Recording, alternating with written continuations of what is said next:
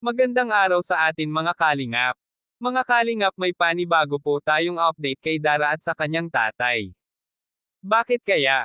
Pero bago po yan mga kalingap, kung bago pa lamang kayo sa channel ko, baka naman po pwedeng pa-like and subscribe my channel para lagi po kayong updated sa aking videos. At kung pwede, sana patapusin muna natin ang video na ito para alam natin ang nilalaman nito, at huwag din po natin kalimutan mga kalingap na pakisuportahan ang ama ng kalingap na si Val Santos Matubang at Kalingap Rob Matubang, pati na rin ang viewers at reactioners. Maraming salamat po.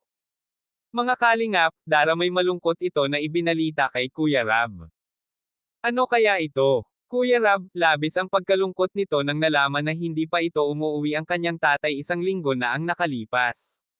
Kaya sabi rin ito ni Dara ay sinabi din ito ng kanyang tatay na kailangan niya ito maghanap ng trabaho kahit malayo, dahil wala naman ito mahanap na trabaho na malapit sa kanilang bahay maliban sa pagtitinde ng isda.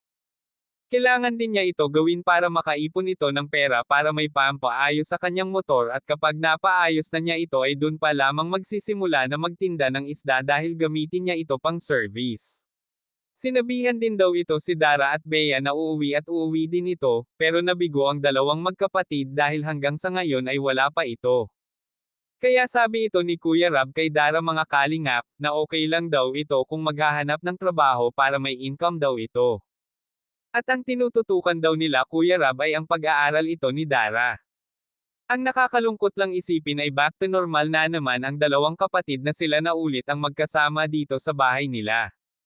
Okay lang daw ito dahil sanay naman na ito si Dara, pero sana mas maigi pa rin ito kung may kasama sila na nakakatanda at nag-aalaga sa kanila kapag pumapasok sa eskwela. Pero sabi ito ni Kuya Rab kay Dara na huwag ito mahiya magsabi sa kanya kung may problema, mag-chat o tawag lang ito kay Kuya Rab, andyan sila palagi nagagabay sa kanila bilang isang pangalawa nilang pamilya. Kaya mga kalingap, hanggang dito na lang po muna ang update natin kay Dara at Bea. Maraming salamat po. Thank you for watching and God bless us all.